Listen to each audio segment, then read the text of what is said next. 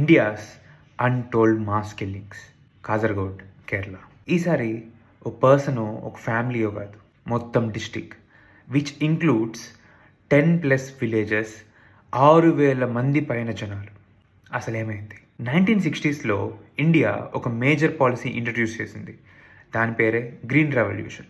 So ఈ policy main agenda ఏంటంటే ఇండియాలో ఉన్న ఇరిగేషన్ అండ్ ఈల్డ్ ఇంప్రూవ్ అవ్వాలి, అండ్ ఫార్మింగ్ని ప్రమోట్ చేయాలి, అండ్ ఆబ్వియస్లీ గ్రీనరీని ప్రమోట్ చేయాలి.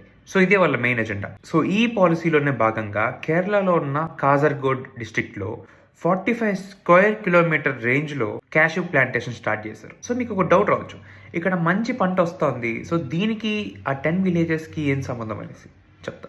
1978లో ఈ ప్లాంటేషన్ని పీసీకే అనే ఒక గవర్నమెంట్ బోర్డు హ్యాండ్ ఓవర్ చేసుకున్న కొంతకాలంలోనే ఆ డిస్ట్రిక్ట్లో డెత్ రేట్ పెరగడం స్టార్ట్ అయింది. మెల్లగా అనిమల్స్ చనిపోవడం స్టార్ట్ అయ్యాయి. ఆ తర్వాత హ్యూమన్స్ పైన ఎఫెక్ట్ అవ్వడం స్టార్ట్ అయ్యాయి. ఇవన్నీ అక్కడున్న యాక్టివిస్ట్స్, కొంతమంది జర్నలిస్ట్ అబ్జర్వ్ చేసి చెప్తున్నా ఎవరు పట్టించుకోలేదు. ఇంత డ్యామేజ్కి కారణం ఏంటి? ఎండోసల్ఫేన్ అనేది ఒక పెస్టిసైడ్. ఈ క్యాష్యూ ప్లాంటేషన్లో ఉన్న పెస్ట్ని చంపడం కోసము గవర్నమెంట్ దాన్ని యూజ్ చేయడం స్టార్ట్ చేసింది. ఏరియల్ వేలో హెలికాప్టర్స్ యూజ్ చేసుకొని పర్ ఇయర్కి 3 times total 45 square kilometre area మొత్తం స్ప్రే చేస్తూ వెళ్ళేవాళ్ళు. ఇలా 20 years చేశారు. పెస్టిసైడ్ బాగా పనిచేసింది, ఈల్డ్ బాగా వచ్చింది. మరి మనుషులు మెల్లగా పిల్లలపైన డిఫార్మిటీస్ ఎక్కువయ్యాయి, neural disorders, cancer cases, even deaths ఎక్కువయ్యాయి. అప్పటికి గవర్నమెంట్ ఆపిందా? లేదు. కొంతమంది ప్రొటెస్ట్ చేశారు, యాక్టివిస్ట్స్ వచ్చారు, డాక్టర్స్ వచ్చారు.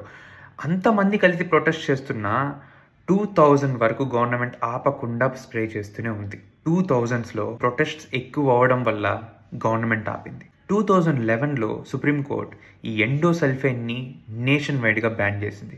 కానీ అప్పటికే ఈ కాజర్గోడ్ డిస్ట్రిక్ట్లో దీనివల్ల ఎఫెక్ట్ అయిన వాళ్ళు ఎంతమంది?